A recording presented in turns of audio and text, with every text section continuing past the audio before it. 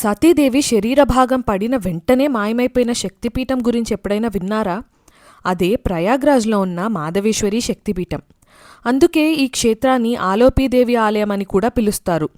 ఆలోప అంటే అదృశ్యం అవ్వడం, ఆలోపీదేవి అంటే అదృశ్యమైన దేవత అని అర్థం. సతీదేవి శరీరం 52 ముక్కలుగా భూమి మీద పడినప్పుడు ప్రతి చోట ఒక శక్తిపీఠం పుట్టింది. ప్రయాగ్రాజ్ అనే ప్రదేశంలో అమ్మవారి కుడిచేతి వేళ్లు పడ్డాయి. వేలు పడిన మరుక్షణమే అవి భూమిలోకి అదృశ్యమైపోయాయంట. అమ్మ మాయమైపోయింది, కానీ ఆ స్థలం శక్తి మాయం కాలేదు.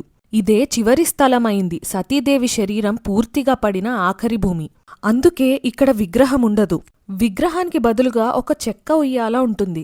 ఉయ్యాలనే అమ్మవారి స్వరూపంగా పూజలు చేస్తారు. ఈ నిర్మాణం 11వ శతాబ్దం నాటిది. ప్రతిరోజు మార్నింగ్ 7 o'clockకి, నైట్ 8 o'clockకి ఇక్కడ అమ్మవారికి ఆరతి జరుగుతుంది. అది చాలా ప్రత్యేకం. మాకు దర్శనమైతే చాలా బాగా అయింది. అక్కడున్న పూజారి గారు ఆశ్చర్యంగా తెలుగులో మాట్లాడారు. మా పేర్లతో అర్చన చేసి అమ్మవారి ఊయల మీదున్న ఒక వస్త్రాన్ని మాకు ఆశీర్వాదంగా ఇచ్చారు. ఆ మూమెంట్ చాలా స్పెషల్గా అనిపించింది. మీరు వెళ్ళినప్పుడు కూడా అర్చన మిస్ అవ్వకండి. ఆదిశంకరాచార్యులు రాసిన అష్టాదశ శక్తిపీఠాల స్తోత్రంలో ఈ అమ్మని మాధవేశ్వరి అని పిలిచారు. ఇది 18 శక్తిపీఠాలలో 14వ పీఠం. పెళ్లైన స్త్రీలు భర్త దీర్ఘాయుషు కోసం, సంతానం కోసం కోరుకుంటారు. జీవితంలో ఏ కోరికైనా ఈ ఊయల ముందు నుంచుని మనసు పెట్టి వేడుకుంటే అమ్మ తప్పకుండా వింటుంది అంటారు. మేము కాశీ నుండి జస్ట్ 1.5 hourలో ప్రయాగ్రాజ్ చేరుకున్నాం వందే భారత్లో. ప్రయాగ్రాజ్ అంటే తీర్థాలకి రాజు, 7 మోక్షపురాలలో ఒకటి.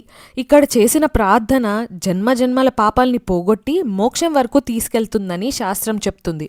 దర్శనానికి ముందు త్రివేణి సంగమంలో స్నానం చేయండి.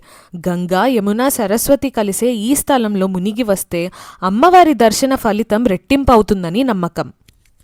ఇక్కడ అమ్మవారికి విగ్రహమే లేదు, కానీ ఆ ఊయలు ఊపిన ప్రతిసారి అమ్మ ఇక్కడే ఉందనిపిస్తుంది. మీరు ఈ అమ్మని దర్శించారా? కమెంట్లో చెప్పండి. మరో శక్తిపీఠ ప్రయాణంతో మళ్ళీ కలుద్దాం. Bye bye.